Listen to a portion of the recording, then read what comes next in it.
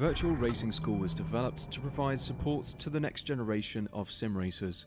No matter if you're a rookie or veteran or what car or track you'll be racing, our goal is to provide training every step of the way.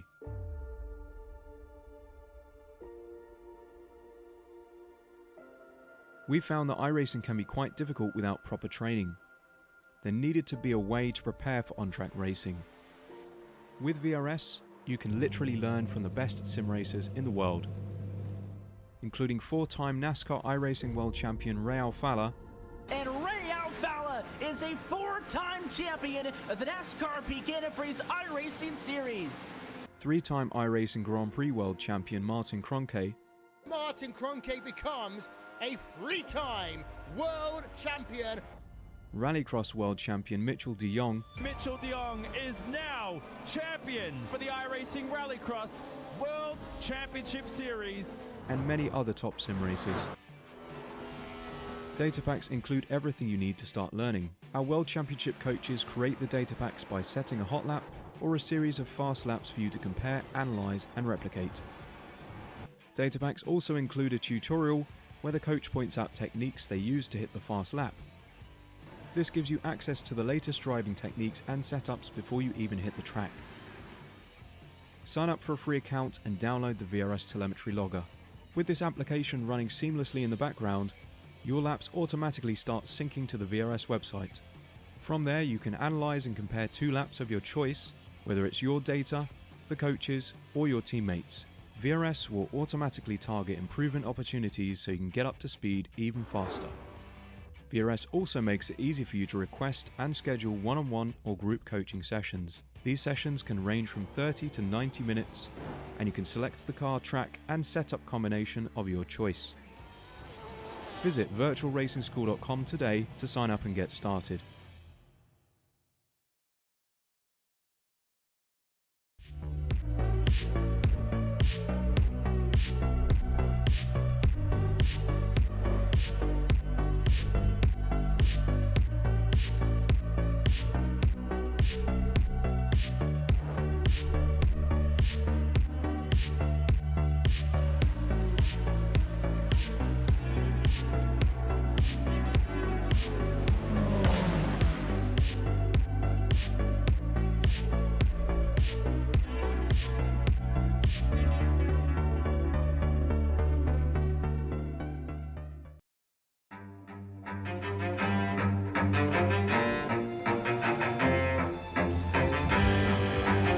Setting up here.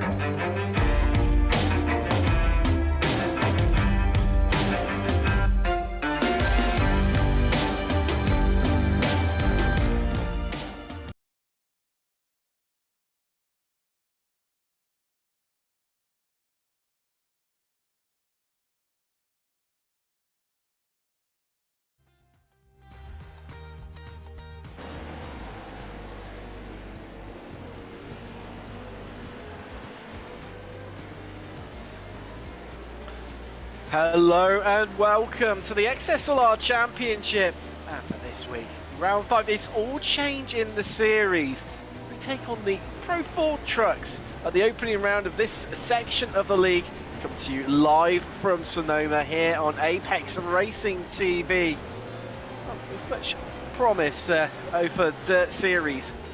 Now with iRacing announcing only 3 days ago that they'll be adding the Lucas Oil Speedway off-road track. Many others to come soon. It's definitely looking promising for the Dirt Road Series in iRacing.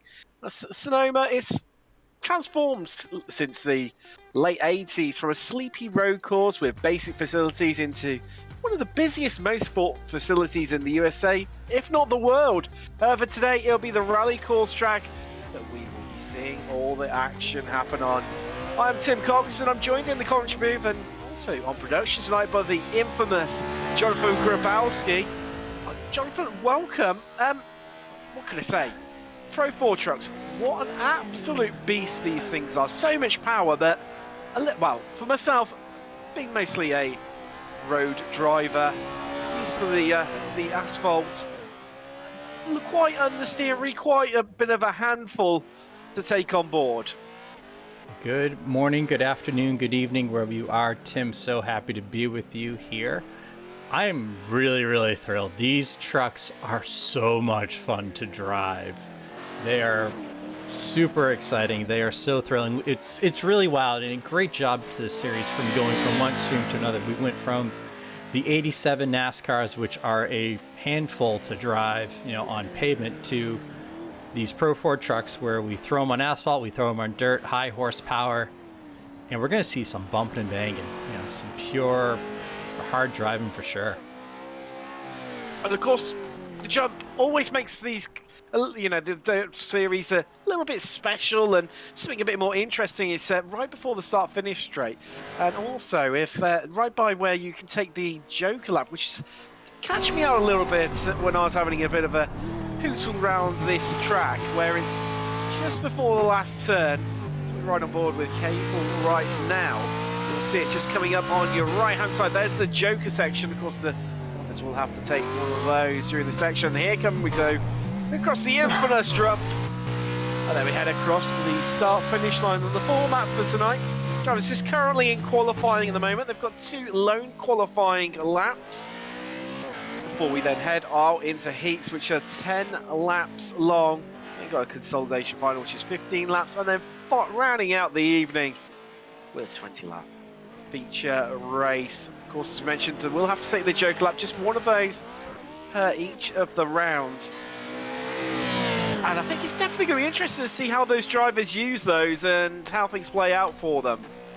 Yeah, it definitely is, and it's going to be a real strategy to see, when to take your Joker lap. Do you take it early, take it late? It's really, I think a lot of it's going to depend on where you are in your race. If you're, battling with someone, if you're in a transfer spot, the strategy. It's all comes down to strategy and who can make the best call on the fly. Let's just see our fellow commentator here at Apex Racing TV, Austin Knight. Just rounding out his lap. We'll see how he gets on. No, he's definitely looking forward to this one. Hence why he's headed out of the commentary booth from last round and got into the car. There's that rank. We see Mikulauschik just head up into 7th place right now. And there's Scott Rankin. He's the Australian coming around to complete his lap. We see Pedersen's definitely, he's on a slowdown. I think he's managed to complete his. Currently leading the way is the Canadian with a 45.4, and wow, nearly a whole second clear of the field. Yeah, Peterson's gonna be the guy. I remember we talked with him during an 87 series that he was so dominant doing, and he said, my forte is really the Pro 4 truck. And talking with Austin, Cameron's a world-class Pro 4 driver on iRacing. So we could be leaving here in a few weeks' time with Cameron Peterson potentially sweeping all 4 dirt road races. So and that already adds to a pretty good points lead. And definitely, you see the championship standings there. Cameron Peterson currently leading the way on 114 points, well clear of Jake Ham in 2nd right now. And it's Paul the Plough as he was carrying on his livery when we were running the NASCARs only a week prior. He's 3rd in the championship, and then a gap emerging between himself and Howard. Thompson currently in 5th. That's where it starts to get really close between Ross, Coates, Barnes, Anderson. He's on 41 points with Haran, and Sorum not far behind. Definitely going to be interested to see whether those drivers, how they can get ahead of their relative competitors. Also, with the different series available, obviously, as we mentioned, NASCAR's previously, now into the Pro 4s. Lotus 79's up next, and very different. But let's just take a look at your first grid. Cameron Peterson, he's got Howard alongside Pole with him. Capel has Paul the Plough alongside with our fellow commentator, Austin Knight. He's got Mike Sorum on the 3rd row, and Dave Barnes. He's going to round out our grid for the first of heat races here today.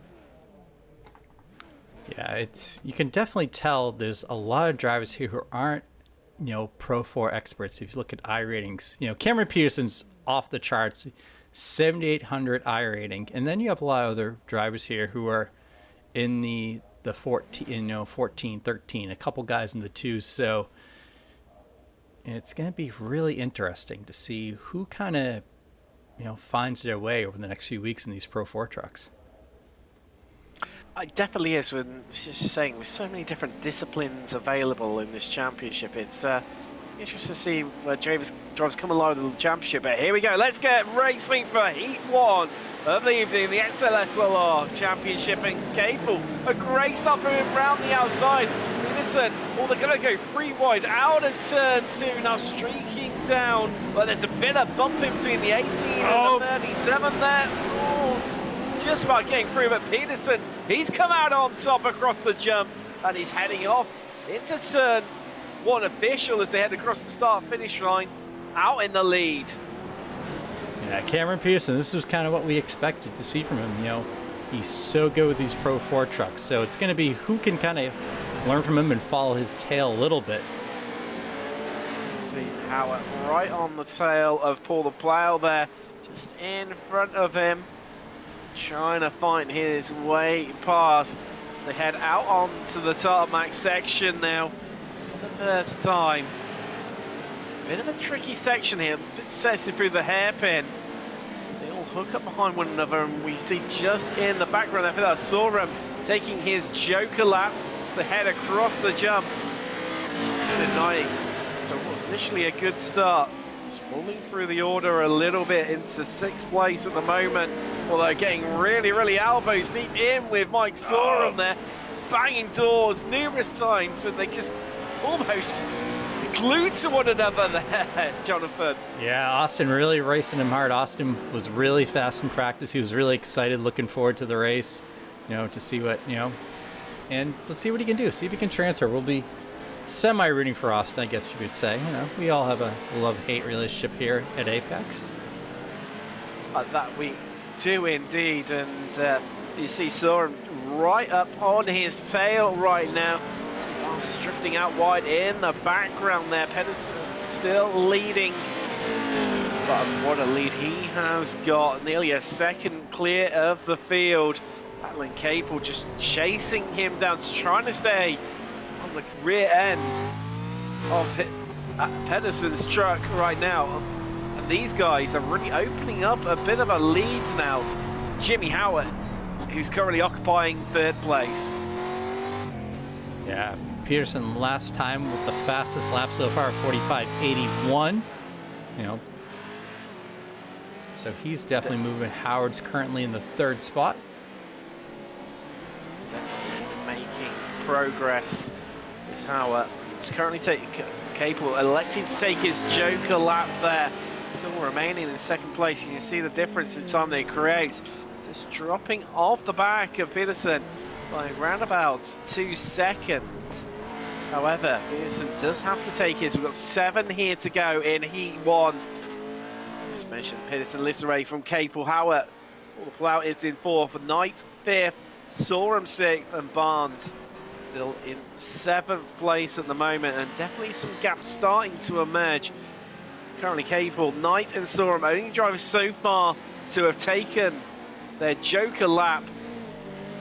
It's a bit of a tricky one, this, Jonathan, because it's all about getting that exit off that last corner, and then really affects how you take the jump and how much of a good exit you get off it, and how much air obviously you get. Yeah, it really is. There's potential to grab big air. And how much time do you want to spend in the air flying up there?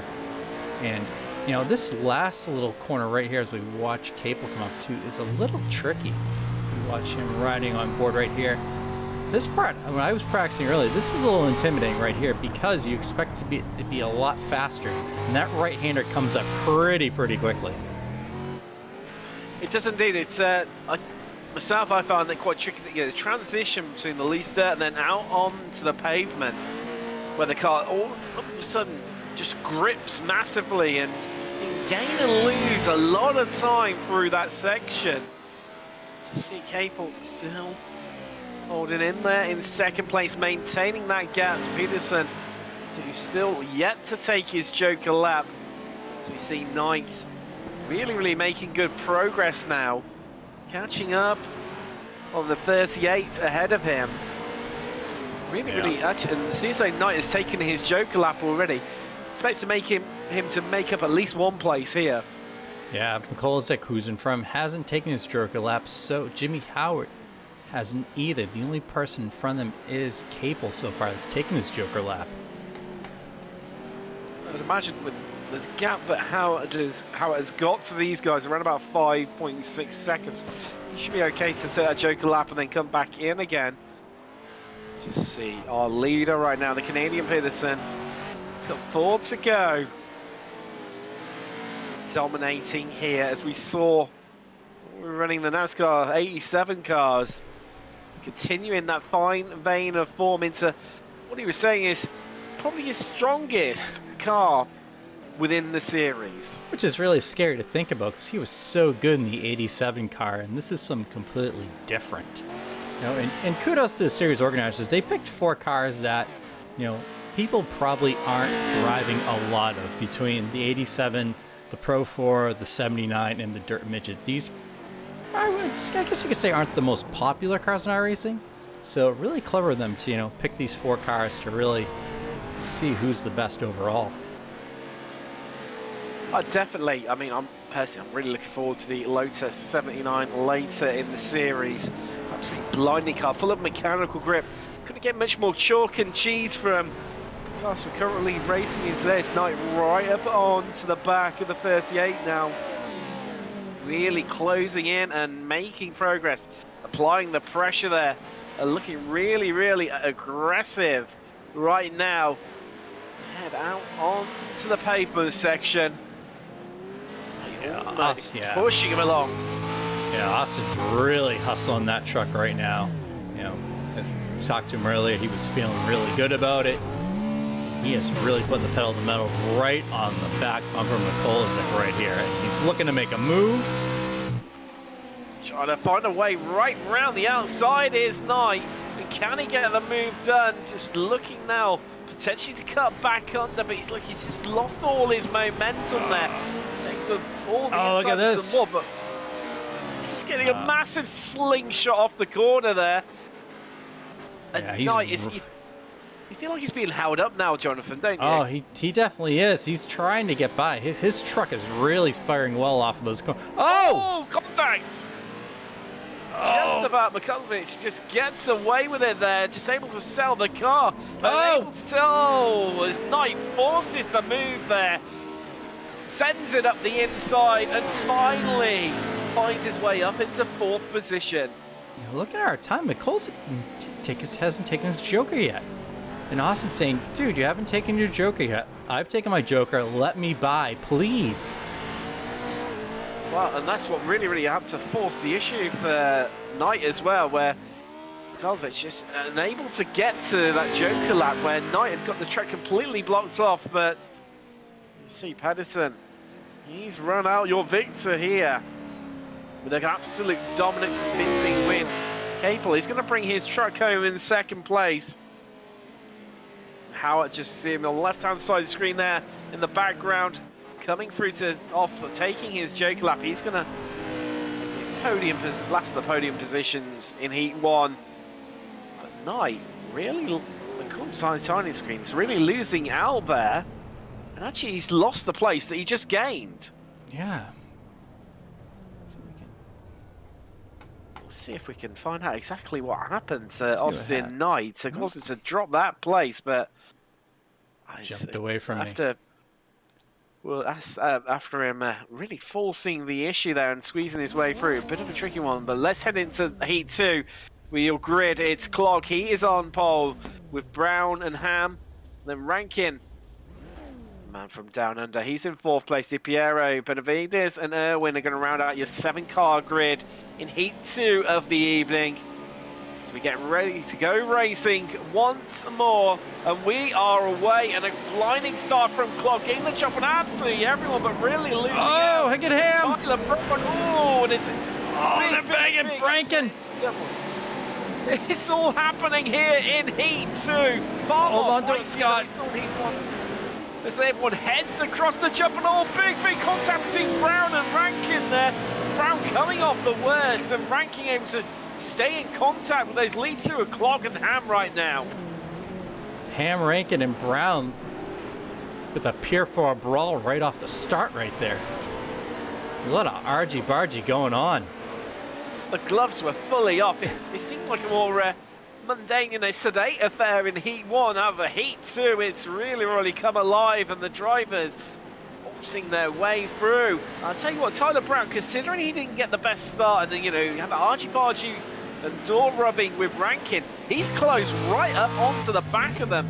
Brown didn't get the best of starts, however, he's making up for it now. As you see him right locked in and locked on to the back of Rankin, who's currently just ahead of him, that 156 drag. So Brown onto the dirt section once more.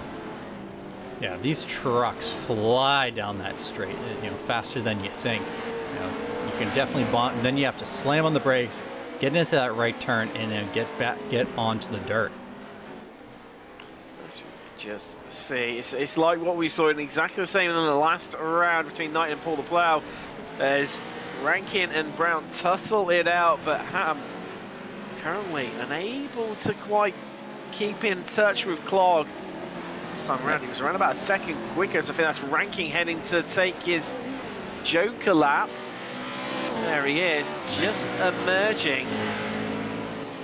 See big time difference the driver's able to make up from taking that Joker lap. Yeah, yeah, the Joker lap does, you know, switch your times up, and that's why there's so much strategy involved in when do you want to take it.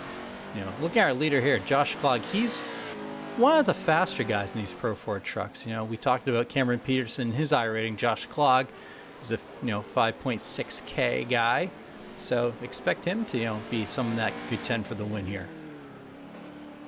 Definitely. As much as the 13 might be unlucky for some. Oh, definitely. Oh, there we go. Brown getting right into the back of Hammond, coming off the worst. As Brown heads to take his Joker lap to look to close up the gap. Oh, it clips the concrete standing there. That's not going to do him any favours whatsoever. As you can see, big chunk of his bodywork missing there from that contact. Yeah, it's so easy to do on some of these corners right here. Just clip. You know, especially as we get to the pavement, just, you know, you want to make the most, get the top speed, and potentially you will clip something for sure. It's Brown right all over the back of Rankin once more again. Trying to find his way past and apply the pressure. Down under. Just about gets him round there. These guys are really pushing hard here, Jonathan. Yeah, Scott's doing a great job. He's driving some really great lines right here.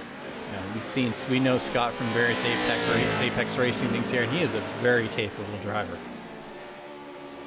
Just see up front. I tell you what, Ham is starting to really close in to the back of Clog. It's about that great start from Clog, who managed to extend his gap out, but Ham really starting to close in now. You can see the time difference, lap time differences between the two. You can't really tell where Ham took his Joker lap. That was on lap 3. Clog knows he's got that one in the bag. And the time difference and the benefit that will come from it as well. Yeah, Clog's probably thinking pretty soon about potentially taking that Joker lap the way Jake Ham's been catching up to him. Definitely, you see where Clog is definitely stronger through the second half of the track here. He's able to pull out about half a second at times. Last time around, Clog setting the new fastest lap over 46.4. Some 1.3 seconds quicker than Ham right now. That's what's allowing Clog just to pull away from Ham. It's one of the best efforts of Ham, who at times just doesn't seem to quite have an answer. Slides out onto the pavement there. Comes around to complete. It's an incredibly quick hit lap here. On the rundown, Lex not to take his Joker lap once more. He flies across the crest. What's impressive is Josh is driving this car for what it's worth really smoothly. You know, he's not on and off hammering the throttle, not really pitching it all crazy sideways. You know, look how he takes these turns, really, smooth and for a Pro 4 truck. He's almost driving a bit like a road car, isn't he? In the sense of he's so smooth and gentle with the application, and neat and tidy he is. Like you say, he's not as if he's getting the rear end out or using the handbrake to swing the car around much. This is all very gentle and calm and smooth and neat and tidy. He's got about maybe 3 to go here when he crosses the line, heads over the jump.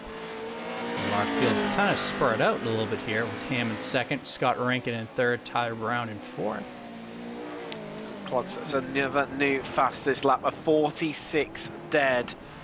Some 6 attempts quicker last time around than Ham behind him as he continues to pull away and extend that gap over the second place truck. See further down the field as much as they were up close and personal and battling hard earlier, Rankin and Brown.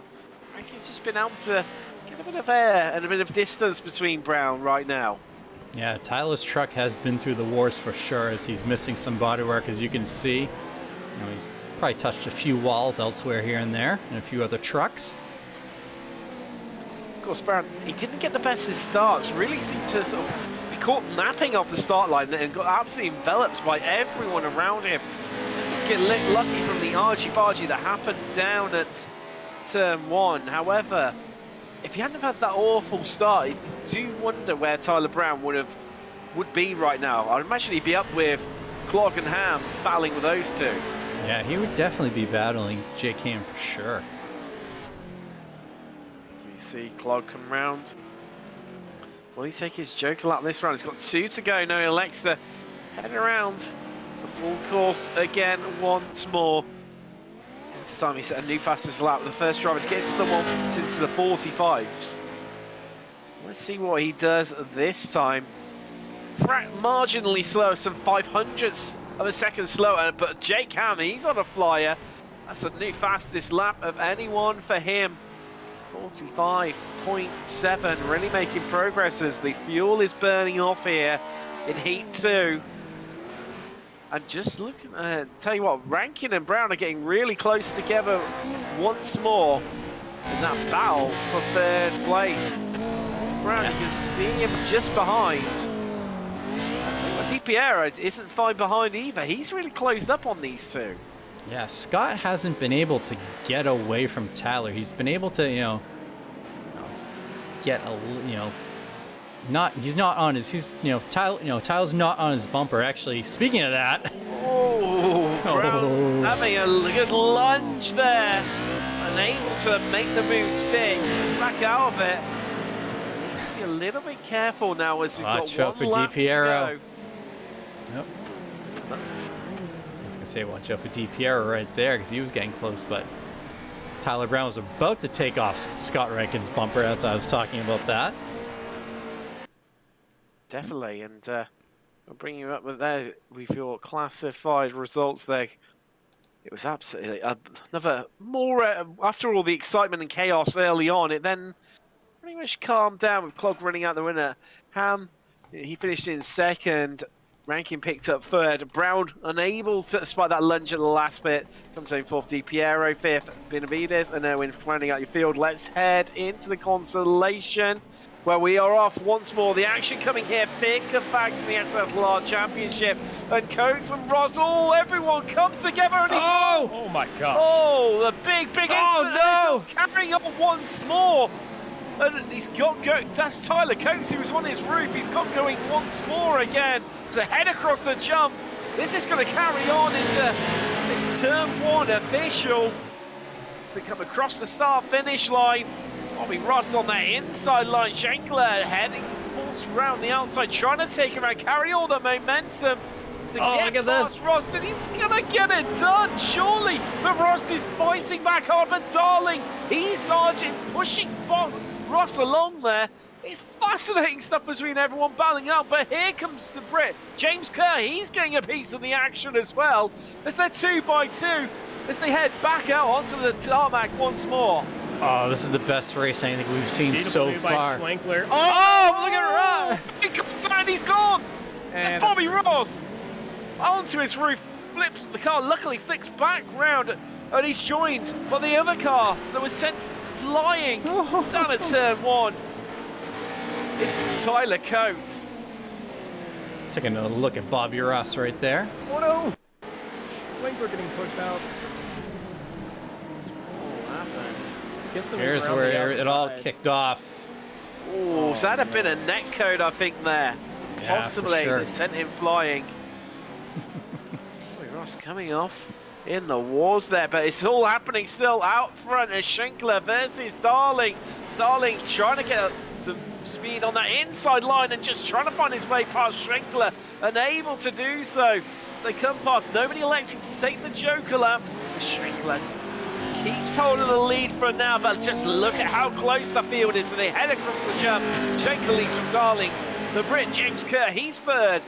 And Mike Browning currently in fourth place in this train of cars. And Haran, he's decided to retire the car, not getting past that first corner action. He's going to remain in seventh. However, it's all happening here. Oh, look at Darling trying to fix the outside. Can he get the move done? Can he get the cut back? Not looking like that right now. Schenkler just keeping hold, but I'll tell you what, Darling, he's not being any Darling. Oh, he puts the bumper to him! Definitely, but not that pushing and shoving that's happening out on track right now. There's not going to be any bodywork coming he's going to go inside! Darling is going to get the upside! Oh, look at that! As Schrenkler loses out big time there, got caught on the side of the jump and goes from first to fourth in the space of meters. Robert Schwenkler almost exited stage left right there. Whew. It just all fell apart from him in the blink of an eye. And Browning, all while this was going on, he's come out the best from it. And Darling still remains in second place. And now he's got James Kerr right all over the back of him. But I'll tell you what, Mike Browning taking the Joker lap then really played to his advantage. Schenkler, he's just taken Schwenkler took the Joker. As everyone heads across the jump. Oh, this might be a great move for him because he, after what happened, he got right back onto the back of that pack. Did, and he's taken back control of this race right now. He's in the lead, but I'll tell you what, Browning is not going to give this one up without a fight. We've got 6 to go, and it's not been any closer so far in Heat 3. Right aboard with Mike Browning right now, just having a look up the inside. As many people have done so far in the first 2. He's right, sends it. Sends him. But here comes Darling. He's trying to find his way past. But I'll tell you what, James Kerr says, I've had enough of this. He bails out, takes his Joker lap. Where is he going to come out amongst this lot? He's up into second as he hunts down Schenkler now. And Browning and Darling just drop back a little bit. I'll tell you what, despite Browning taking that Joker lap early on, which looked like a great move, as you can see, Darling right into the side of him. It's not looking right now like Browning is like he's going to be able to. He's picking up any more pace. He's dropping right off the back of our lead 2 right now, Jonathan. Yeah, he's definitely dropped off for sure. But these guys are going at tooth and nail right here. Unbelievable. Absolutely fascinating racing. Bonkers. It's just got more aggressive and more exciting as the heats have gone on. Schenkler still leads with Kerr, Darling third. Browning, he's in fourth place right now. I'll tell you what, we haven't really mentioned them, the back 2. Tyler Coates and Bobby Ross, despite the incidents they had early on, yet to take their Joker laps, and they're not that far behind. Look at this! All this fighting is playing right in their hands, and there's more of it. There's Kerr and Browning fight it out, and James Kerr forces his way past, but he drifts right out. Sorry. Is that Darling? I'm just trying to look. There's Darling drifting right out wide there, trying to take the inside line now just to keep hold of this. Oh, there comes Browning. Place. Oh. I'll tell you what, these tracks are wide, and through that section, Jonathan, trying to squeeze 2 trucks wide, it's not working out for a lot of them. It's definitely not, Tim, and if you're going to do it, you have to be physical. You have to be willing to upset the guy in front of you by using the chrome horn. I think at times it's definitely a bit more than the chrome horn. It's definitely crowbar, elbows out, sharpened to the max. Just around the turn. There's only 3 Austin, to go you were racing here. in our earlier heat. Give us your thoughts on how the track is developing. The track is going to be restarted to a fresh track at a time. And, you know, going off of what you were saying with the chrome horn, no, it's not the chrome horn. It's the entire kitchen sink you're throwing at the guy in front of you. As we see, no! Goes upside down. No! He's gone flying. Oh, getting barrel rolled over like he was tipped over the Niagara Falls right there. He's Oh, gone that's going not once what you want to more. happen. But from a strong position, James Kerr. Now Take a he's look at that the again. Back of the pack. See how it all unfolded. He's already out of shape there. They came round into the last corner, and that tap, the clipping the curve on the inside, just sent him barrel rolling. That looks Like exactly some what. moves into the wheels. That looks almost exactly like what I did to Paul accidentally. Luckily, Paul didn't die like that, but, you know, I talked to Paul after the race that we both agreed it's hard to race it, it's trucks, nobody should be protesting anything like that. Now, if you do something like that, you should be protesting. Now, here's the thing, Schwenkler, look at the lead he's got. And you remember a few laps ago, he was off the jump sideways. Yeah, Schwenker, you can really gain a lot of track time. It's either Joker lap, taking it smart, or just everything around you. If you take that Joker lap, clear your way from everything else, and then next thing you know, you're off in the lead and off to the races. And, you know, the battle for third and second place really went off behind him when he did his Joker and got away from him. Definitely he's able to take it easy on this final lap. Just really stroke it home. But I tell you what, a battle between Darling and Tyler Coates, who's come from nowhere, but also don't discredit Bonnie Ross. He's still going to take his Joker lap yet. Everyone else has, as they all come across the line. I'm not sure which way this is going to quite end, and there's fights on the line and all. How Just close was that? Just short enough. Darling 300ths of a second behind Bobby Ross in the end there. And Bobby Ross, he looked down and out. Is absolutely pulls one out of the bag there. Your heat results are Schenkler from Ross, Darling. You see just how close those two were there. Tyler Coates, great recovery for him. James Kerr and Mike Browning in the end, 2 laps down. All right, boys, I'm in this next race. It'd be best to meet me. Let's But head thank you for across having me to in the the next grid for the Consolation race. Night on pole, Di Piero, James Kerr, Barnes on the second row, Benavides and Browning, then Sorum and Irwin with Horan rounding out your grid here in the Consolation race. 15 laps. Obviously, the drivers have to take their Joker. Oh, well, if it's half as good as the last couple, it's going to be here we great. go. And we're already racing once more. That's Di Piero. He's going to go out in front. He's ahead of Knight, but look at James Kerr. He's in there fighting him out. There's a bit of argy-bargy and fighting and scrapping in the rear there. But look at who are side by side. It's Di Piero and Austin Knight as they head down to turn 1 proper across the start-finish line. Knight on the inside. Austin's got the and line. He's going to get ahead. Yeah, Austin had the line right there. Austin was pretty quick in his last race, so I think... Tell you about having lines. Look at James Kerr coming flying round there and screaming up the inside and getting well ahead of Di Piero. A great move from the Brit. Yeah, great move by Di Piero. Looking at this battle right here. Oh! That was the 7 of Irwin out onto his roof, and I tell you what, Benavides just following him through there. A similar mistake. As we see a couple of the drivers just exit stage right there, bailing out for their Joker laps early on. 14 to go here in Sonoma, and we are on for another great race. As you see, Horan just running really, really wide. That's just going to allow the Irwin and Di Piero to come back at him. Horan just struggling around the outside there, but Irwin finding some momentum there and getting ahead and getting himself up into third. And he's up 5 places so far. Yeah, Irwin and Brennan Horn both up 5. Oh! Irwin hits the wall. And these drivers are pushing it so hard. Oh, there's a big mistake in the background there. That was Brennan Horn. I was just like, Brennan was doing a really good job. It all unfolds in the blink of an eye. Everyone all on top of one another. They're heading across the jump. I saw them car coming off worse than that, number 69. So you see Benavides just heading up the inside of Mike Browning there.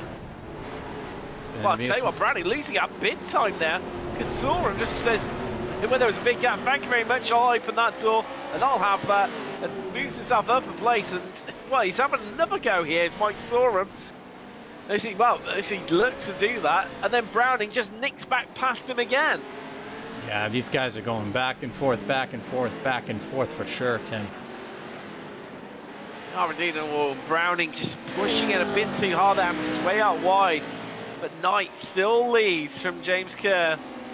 The DiPiero there, Erwin, Sorum, Benavides, Browning, Huron, and Barnes rounding out your field. Just trying to take a joke lap so far as DiPiero.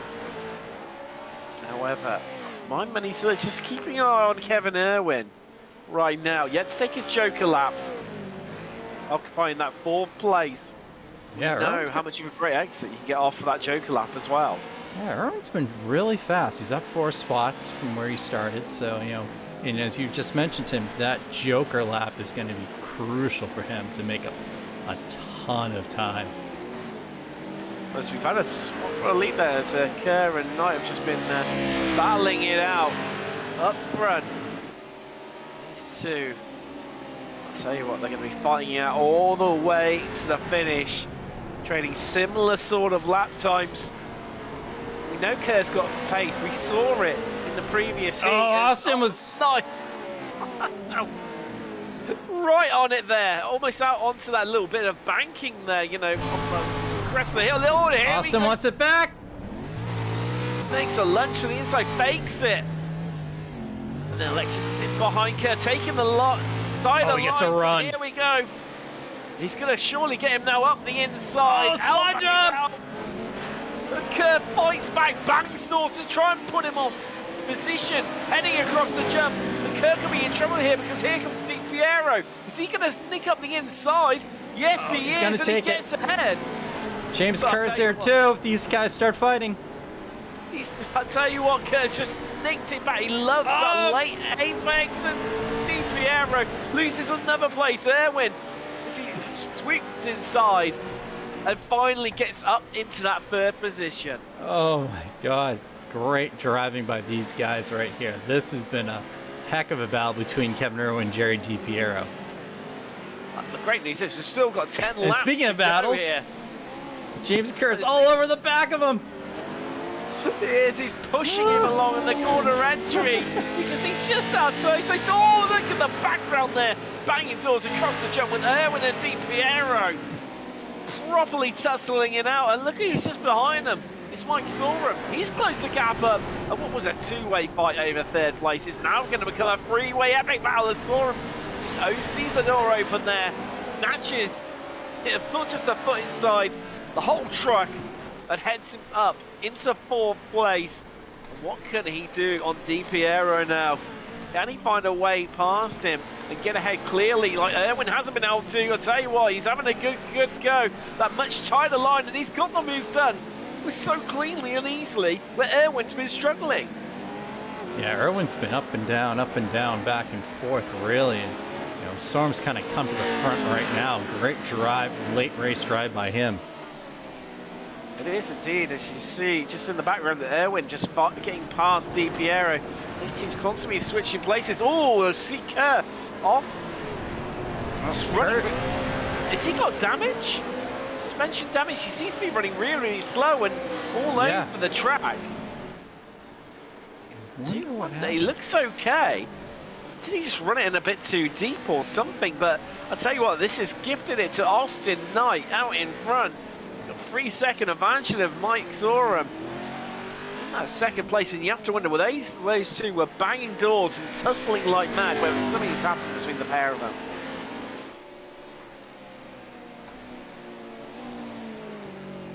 As we head into turn 1. Right, just still out in the lead. Sorum, I tell you what, Mike Sorum, already taken his joke lap, and he's shown really great pace here. He is, well, the first sort of corner, he's definitely catching Knight, definitely stronger through that part of the track. Austin still has to take the Joker. So that could play into his advantage. I think Austin's going to hold it till as late as possible. I think it is indeed. It seems that way at the moment. 7 to go here at Sonoma. Consolation round. And across the jump. So what, these three close once again. This time joined by James Kerr, who after that initial issue is definitely recovering well, or learning to drive around his problems. It's right on board with Kerr right now. That is Di Piero ahead of us, but I'll tell you what, Mike Browning is right up on his bumper right now. Head out onto the pavement section. Browning really closing in on James Kerr, who, I tell you what, he's always pushing that car too hard, and there we go, that's the cost of it. As Mike Browning says, thank you very much, I'll have a bit of that. Door open, and that space, and he heads up into 5th and pulls well away from James Kerr. You know, going back to Kerr, Tim, I think his truck might be a little wounded. When we went to that in-car, something didn't look right and something didn't sound right, so he might be driving a wounded truck right now. It make a lot of sense because, like, we saw across the jump, you know, Mike Browning just pulled away. He just, well, didn't pull away from him, he just walked away from him. Like Kerr is just stood still. But having said that, giving Kerr is, still able to hustle that truck around that sort of last third of the track really well. And he's close right back onto the back of him, but it just seems like he's maybe down on power. Yeah, Kerr's just doing this on just skill set alone right here. You know, it's definitely a wounded vehicle, and he's just, making the most of his abilities, as I say that, as he almost wipes out there in that turn. Nearly all unfolded for James Kerr. Tries to stay on the back of Mike Browning. He's able to really close up through this section here. Really aggressive.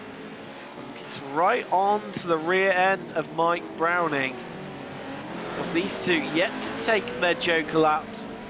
The driver yet to take the Joker lap is Austin Knight. He's still in a light lead with 3 to go. Starting to see some cars close up now. Irwin's starting to get close to Sorum. And that battle for second place. There's our leader, Austin Knight. Austin ran a really unique line right there when we just went to him. He kind of went up the mound a little bit. Again, we haven't seen anyone else take that sort of line yet so far. And it's clearly working for him. Because he's, like Sorum, is no slouch whatsoever in these trucks. And at the moment, Knight is just pulling out, time from him left, right, and centre. Oh, watch Austin as he comes through. See if he does this again. Really. There we go. Almost using it as banking there, and definitely an interesting line. As Kerr, he's made it. He's making progress here. Kerr took the Joker. He did, didn't he? And that's what's elevated him. Browning still yet to take it. And Kerr trying to get it. He's obviously doing this to get away from the clutches of Browning, because we know how quick he is through this section here right now. Has he done enough? Browning elects to take his Joker lap. Oh, just runs it in a little bit too deep there, and I'm not sure if that's going to cost him majorly. Let's see where they come out. So we're on to the final lap. The white flag flies. 1 lap to go, and Kerr, well, it's really worked out for him. Browning just where he ran it in a bit too deep on the entry to the Joker lap. It's cost him so dearly, where everyone else has made it work for him so strongly. Yeah, that's really tough right there, because he was totally saving it for that last lap dash, and didn't work for him. Let's see, Knight takes his Joker lap, and he takes the victory here. And a great drive from the Brit. No, say the Brit. Oh, he'll hate me for that one. Oh, he's not. He'll kill me Texan for that one later. The tough Texan. Wow. The tough Texan taking what was a tough race here in the Consolation final. And a great drive from him, and there's another one driver who's had a brilliant one, Mike Sorum. Enjoying his night up on the mound there. I'll tell you what, we've had some absolutely epic racing so far. I can't wait for the feature round. Well, every round just seems to get better and better with more drama, more tussles, more stories to be told. And I mean, just how good could the final get, Jonathan? It's gotten better and better and better and better, Tim. Let's just take you through your grid for the finals. Pedersen with Clog on the front row. Schenkler and Cable. Then Ham and Ross. Howard and Rankin. Darlin and Miglausic. Brown and Coates in 11th and 12th to round out your grid here. This is going to be fascinating to see who comes out on top in this one. 20 laps. Let's get ready to go racing once more. This Peterson-Clog battle is going to be great.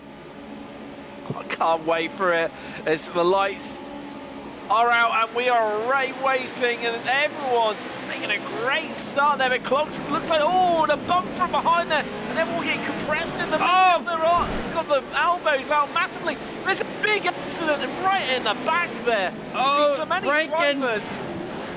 Oh, it's all happening. There's someone up on the wall there in the background as well. Austin, I think it might have been Austin. Oh. Knight he's out by the looks of things, not moving. So you see Howard there, right in the midfield. But I tell you what, for all of the pushing and shoving and the wrestling that was going on, that opening section before they got to the start-finish straight, I'm not sure how everyone has quite made it through and still so closely together there. Yeah, but Cameron Peterson jumping out really quickly, taking advantage of this almost a 2.5-second lead. This is really heading. Oh my God! As we see in the background of that thing, it was like Kerr involved, one of the drivers and all. As they head down towards the car. Oh! Someone's gone. That's the Coates. And he's on this roof. That's race over for him. He is out. Oh no. Oh, absolutely gutting for Coates. Capel and Darling. It's more McColazek wants some too. It's all happening once again. And we wondered if it could be any better. Well, it is. It's happening in the final. So we're right on board with Kerr right now. You see how tricky it is. Just trying to find your way through all of the dust. Oh no, these are big contact there, and I think that was Bobby Rosser on his roof. That's Bobby Ross. Indeed. Luckily he's landed back on his wheels. He's able to get going again, and he resumes racing once more. As we've got Ham versus Schenkler here, and Clogs just getting involved with them. Everyone really fighting it out here into turn one. Ham in the middle of this freeway battle. Clog, Ham, and Rankin all on top of each other right now. Would you say it's a ham sandwich, Tim? I think it would be a ham sandwich indeed. I'll tell you what. Jake Ham would love and somehow, I'll tell you what, Scott Rankin really capitalised on that one and got lucky, picked his way through. You know, these trucks aren't exactly most agile when it comes to their steering. Oh, Scott's going to run. Scott's going to go to the inside. Oh, he just has to back out of it. Cloak holds on to it and holds on to that inside line, defending there. But you see Ham getting into the back of Rankin. And wow, it's really happening. But I'll tell you what, Cloak is losing out. And it's here comes Rankin. Can he get past him? You see James Kerr in the midfield. He's tucked up behind Irwin. This just battles up and down the field. It's hard to know where to look right now. Everyone's scrapping over positions in and around them. It's the 49 of Tyler Brown there, just taking a really wide entry. Kerr just getting into the back of, I think that was Irwin in the background there. They back towards. Darling's gonna go. And somehow he saved it. Darling. I don't know how the hell he solved that one, Jonathan. I don't know what's going on. Yeah, Tim, I enjoyed broadcasting and doing commentary. I don't know what to go to right now in regards to this broadcast. You could look absolutely anywhere and you'd still see great action up and down the field. It's happening everywhere. As we see Scott Rankin now, he's definitely a man on the move up 2 places from where he started. Now he's just trying to get into the back of Jimmy Howard, and then he's got Jake Ham in front of him, and then not too far ahead of them is Clog, and Schrenkler's not far off the back of him. But one thing that is definitely happening right now is Pedersen, as we see Rankin having a bit of an issue there. Right Cameron Pedersen is checked out. Oh yes, he's clear of the field. He's not involved in any of this madness and the mayhem and the melee that is ensuing right behind him. And he's completely unaware in a world of his own that's carefree and pain-free.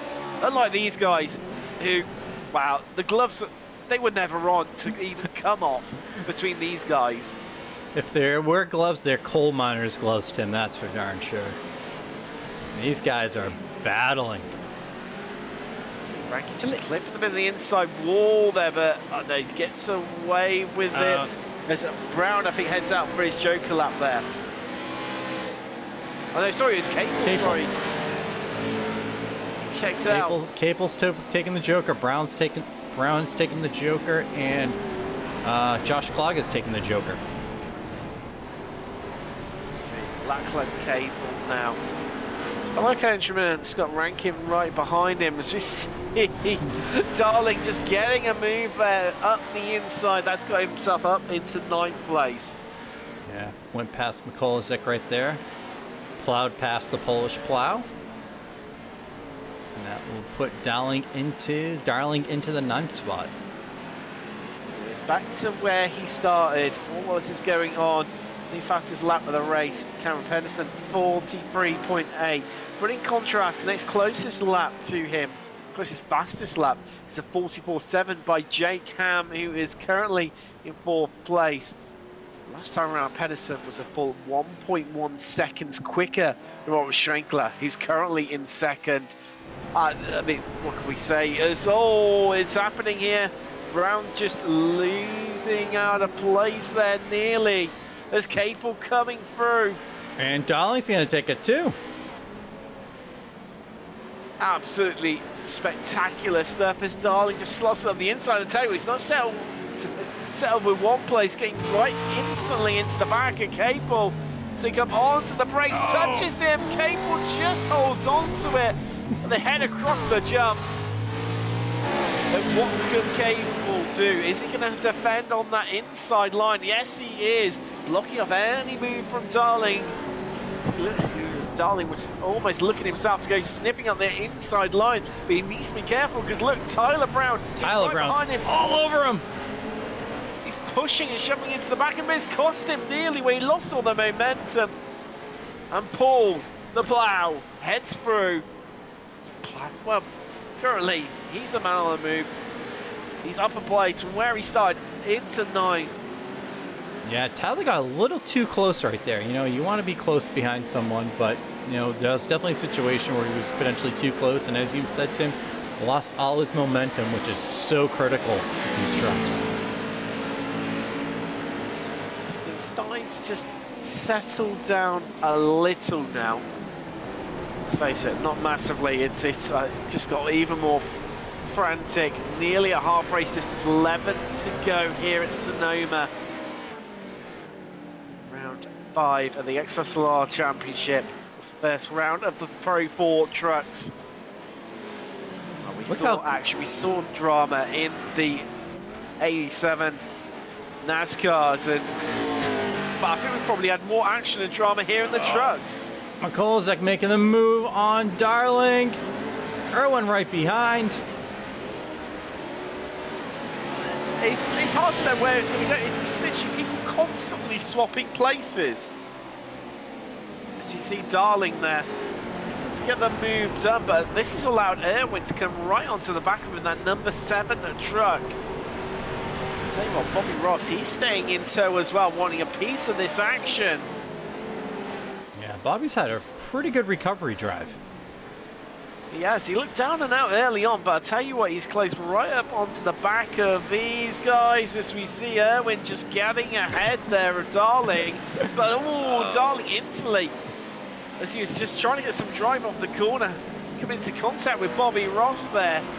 This has allowed Irwin just to get away and give himself a little bit of breathing space, but it's all happening behind him on the drag down to turn 1. It's Ross versus Darling. Darling just comes out in front, but Tyler Brown now sneaking through up the inside to get himself up in position, up into 11th.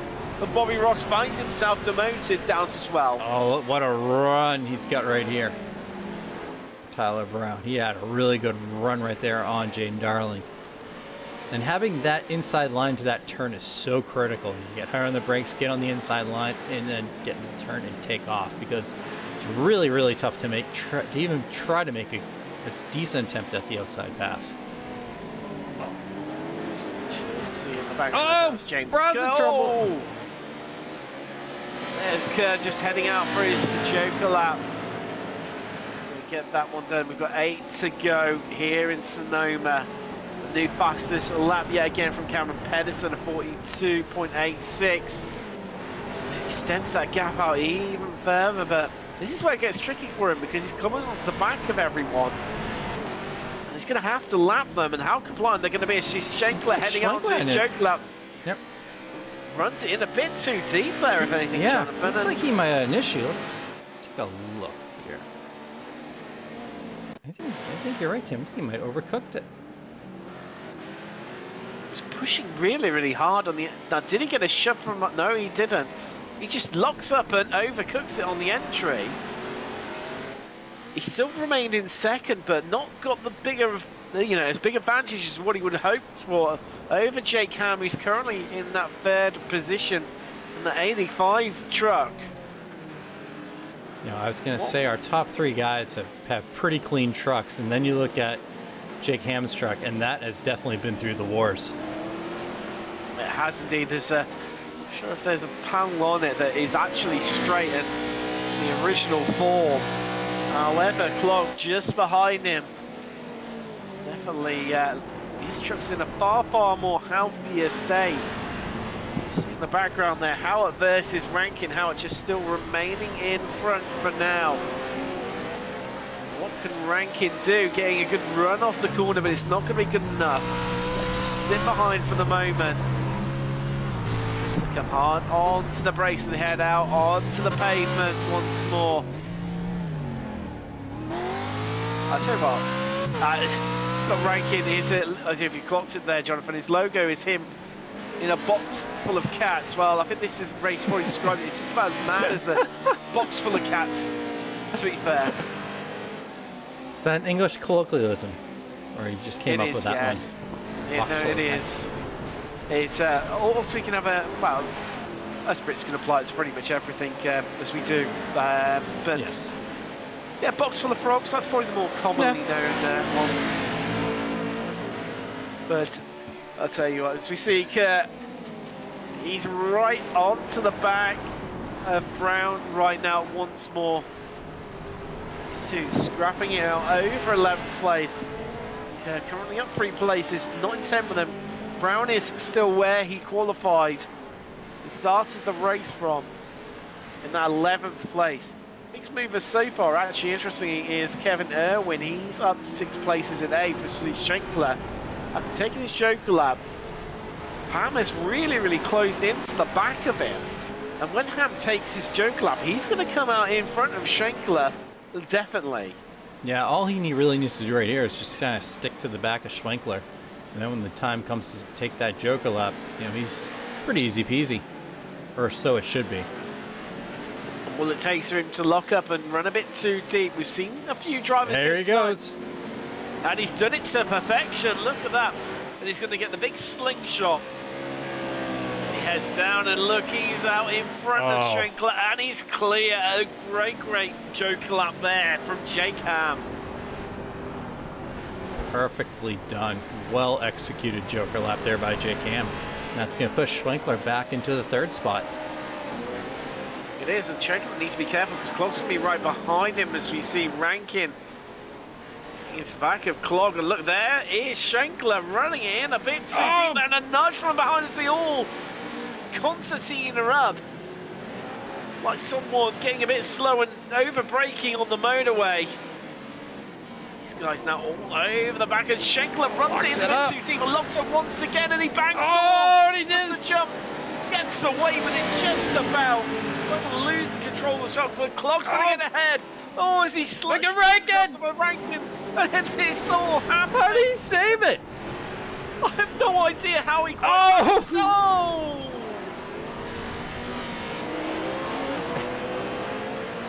This Rankin, wow. Schwenkler's been on the side of that jump 2 or 3 times tonight. Clearly that prior experience helping him, and knowing how to get around it as Rankin arcing up there, using the handbrake just to get the car turned in. Rankin's done a really good job closing up. Howard just doesn't, he's had enough of this. Oh no! Out onto his roof! And he's not going to get across the finish line. Oh, that's his race over. And there comes Cameron Pedersen to take the victory and well, not even a canter. A great race from the Canadian, but Scott Rankin. Wow, it's all come undone for Scott Rankin. We see Jake Ham, he's going to come home clearing that second place, but Jonathan, it just, there we go, they bang doors across the thing, and Rankin just comes out on the worst side of it, and he's on his roof. No momentum, so flip the truck over. Josh Clog, he's going to claim third. That is so unfortunate. And at the same time, that is trucks in a nutshell. Crazy. Anything can happen. And I think it pretty much has. All while this has been going on, Pedersen has lapped everyone up to and including Erwin in 7th place. Yeah, he's in his own zip code right here. Cameron Pedersen. I don't even know about zip code. I think you probably need a passport Country to get code. to where he is. He's you can't. And this is a perfectly fitting image. Here he is on top of the mountain, essentially. He's out on top. Nobody can touch him whatsoever. Let's just bring you up with your classified results here from the final. The XSLR Championship, round 5 at Sonoma. Cameron Pedersen taking the victory at a canter, full 32 seconds clear of Jake Ham in 2nd place. Josh Clog rounding out your podium in 3rd. Jimmy Howard was 4th. Robert Schenkler, I'm not too sure how he's managed to hold on to that 5th place as all the action on that last lap. Lachlan Capel, last of the cars on the lead lap, comes home 6th. Erwin was 7th. Paul the Plow 8th. Darling 9th. Kia 10th. Knight, he looked down and out from early on, but a great recovery from him to get back up into 11th place. Tyler Brown, last of the cars, a lap down and in 12th.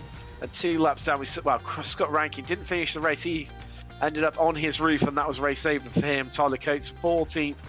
Bobby Ross rounds out the field in 15th place. Wow. I'll tell you what, let's have a little chat to the guy who came 2nd tonight. Let's have a little chat to Jake Ham. Jake, congratulations on the 2nd place. It looked like it was absolutely crazy, mad, mental. I don't know how you quite describe it out there. Yeah, it was a wild ride. I'm going to have to go back and... I heard that I was in the air or something, flying around a little bit. So we'll have to see what happened there at the beginning. But what a heck of a run. And thanks to my, teammates, Indy Auto Sports, we worked really hard together. And we're giving some feedback on lines and stuff like that. So it worked out really well. But I tell you what, Cam, that guy, he is so fast out here. He's definitely in a league of his own. Is Pedersen. He's he was completely untouchable here tonight, but I think it was pretty much just it literally was a scrap between everyone else. So who was going to top? We were just watching some images on the moment on the stream of the start and your opening lap in the final, and you got everyone just ping-ponging against one another. I mean, when you came out of that, I think it was in about 4th place. Did you feel lucky, or just to get through it, and B, to come out that high up? Yeah, I felt very fortunate. I was nervous being in the second row starting off. I knew you had to finish well to be up front and to have any chance of making it through that first turn. And overall, I'd say it ended up pretty well coming out of there, bouncing around. For the most part, everybody was cordial, and was watching out for everybody going into there, kind of slowing down. So overall, super pleased with second place.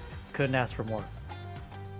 Well, if that was everyone looking out for one another, I dread to think what it'd be like when people aren't, because Jonathan called it at one time. Didn't know where to look because there was so much going on. There was plenty of pushing and shoving. But because next week we head to my side of the pond. It's Brands Hatch at the Rallycross circuit there. How are you feeling about that one?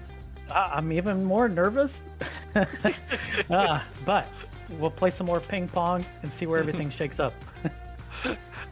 Definitely indeed. And before we let you go, Jake, is there anyone you want to give a shout out to at all?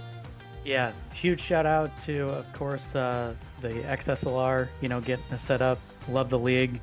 A lot of challenging drivers out here. A lot of good competition. Indie Auto Sports, Mike Browning for the paint. Obviously, got to give a shout out to my family. Thanks so much for watching. Definitely, that's Jake, who came home in 2nd place in the final. Now, let's have a little bit of a chat up next, Jonathan, to our winner here today, and the guy who absolutely walked away with it, Cameron Pedersen. Congratulations on the victory. Very, very quiet. I'm just going to turn you up at my end. It was... Well, did you have any idea of what was going on behind you? I mean, you were in a different league of your own here today.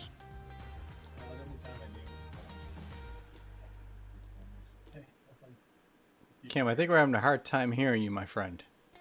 How's that? Sounds like you're not plugged in. Do you want to have another go, Cameron? Yeah. You're incredibly Cameron, it doesn't quiet. sound like your mic's plugged in, or you're not talking to him like a mic. I'll tell you what, we'll come back to Cameron in a moment. In the meantime, let's have a quick chat with our fellow commentator and driver in the race, Austin Knight. Austin, so unlucky to find yourself on the roof, but you've got to be happy in some ways to come home 12th considering.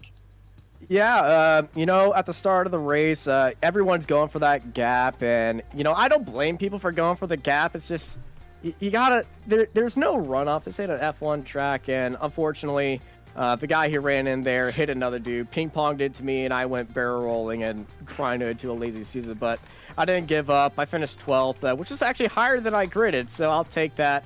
Also, the B main feature win. I was not expecting to win anything. My goal, finish in the finals, and I'm so happy that I did. I'm not happy you call me British, though. Yeah, I know that was a complete slip of the tongue. I'm too excited over James Kerr, my fellow Brit in this series.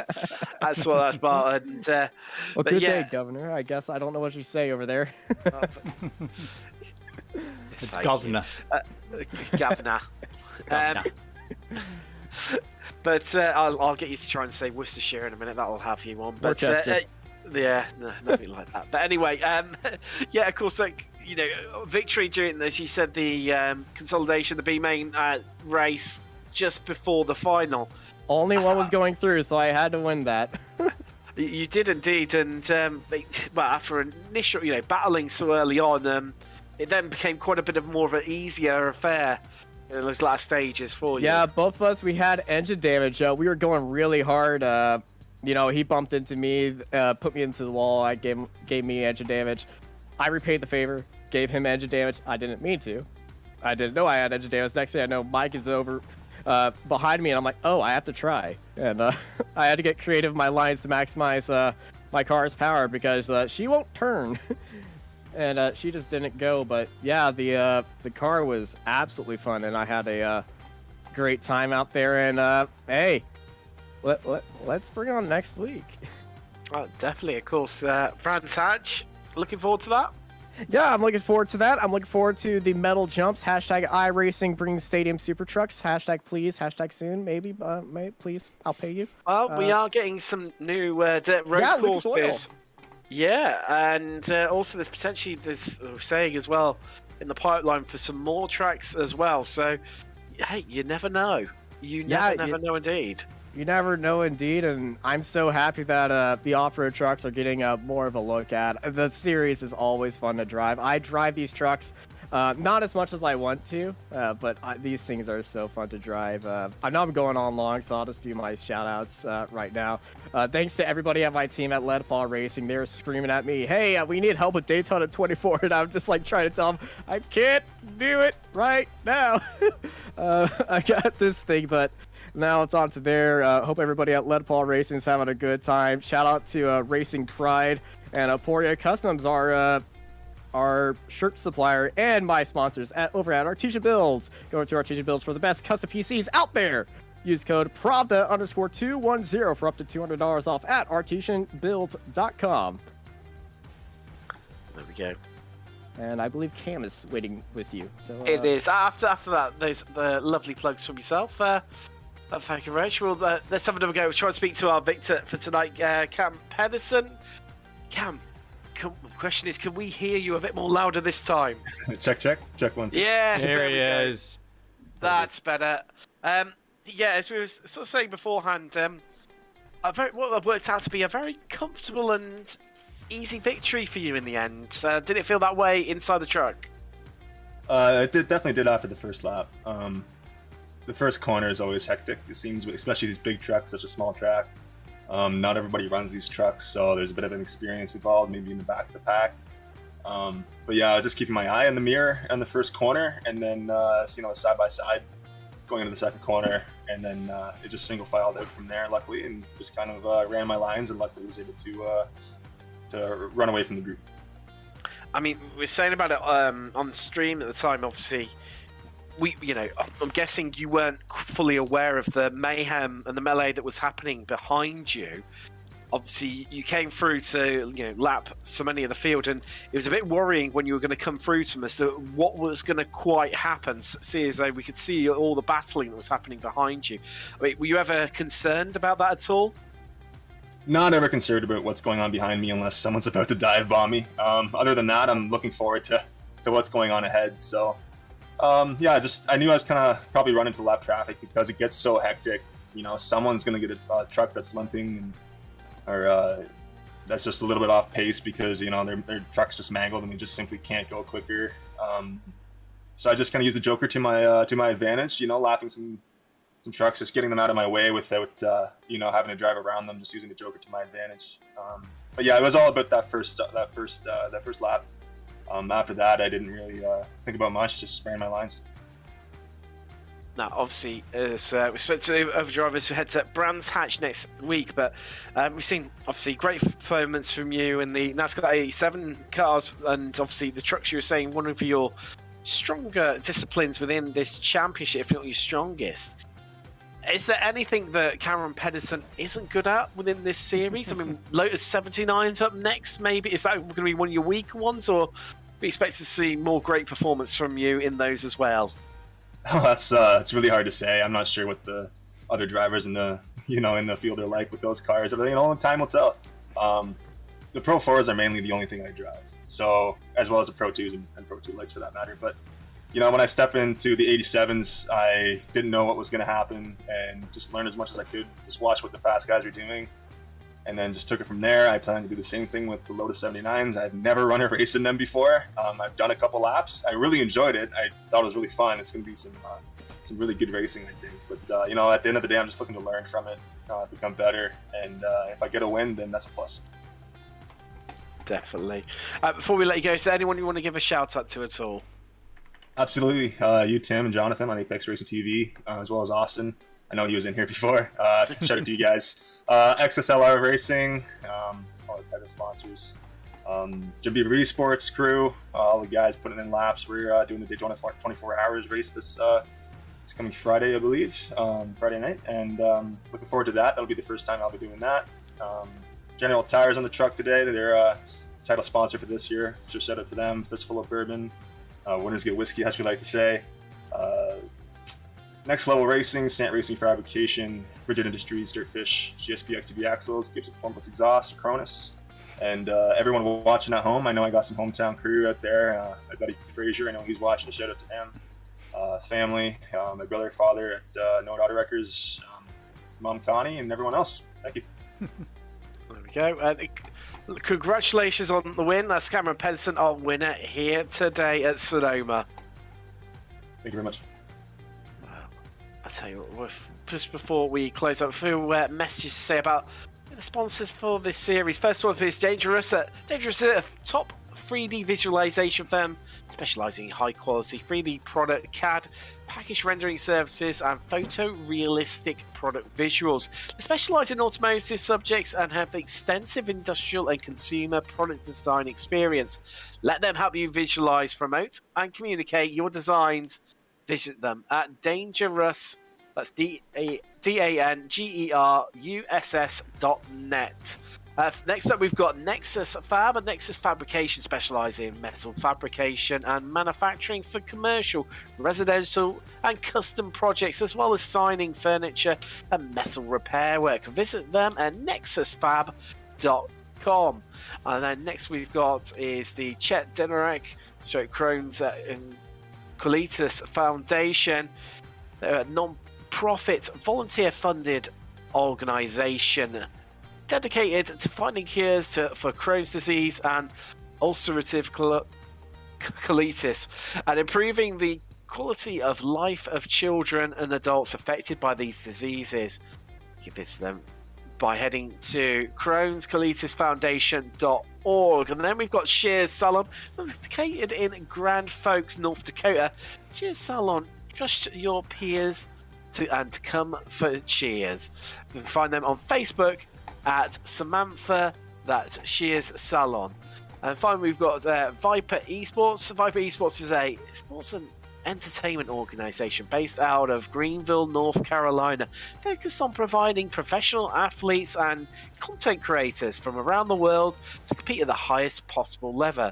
The Vipers are a family of competitors, supporters, fans, and grinders that share a mutual passion and drive for esports. To join the team or find out more about who they are, you can visit them at viperesports.org. Wow. Jonathan, first of all, I'm glad I've stayed up very late. It's a very small hours in the morning here. I know I've upset my neighbours because I have heard banging on the walls from all the shouting that's been going on, mostly from my side and the excitement. I think that probably sums up tonight quite nicely. What about yourself? How did you find it? It was everything I expected. You know, Tim, it got even more exciting as we went along. You know, our heats were, it was like we got a simmer during the heats, and then it started boiling, and then we got to a roaring boil when we got to the mains. But Cameron Peterson, wow, what a show he put on. I mean, we talked about earlier, he said, you know, these trucks were his forte, and he showed it. I mean, he was in another country, and you know, this could be a very long next few weeks if someone doesn't step up to the plate and even get within the same area code with Cameron. He's just put on a heck of a show. But great racing all around. You know, Jake Ham, Josh Clogg, those guys put on a show. Robert Schlenker, I don't know how didn't go off the side of the mound into, you know, somewhere, but you know, great job by these guys. Definitely, like you say, it's just got better and better as the racing is progressed through tonight, and I can't wait. And talking of which, this is obviously the first of 4 rounds of the Lucas Oil Pro 4 Off-Roaders. Of course, next week we head to Brands Hatch. We've already mentioned it. It's going to be an absolute classic. from myself and Jonathan here at Apex Racing TV. Thanks very much for watching, and we'll see you in a week as we head to the UK.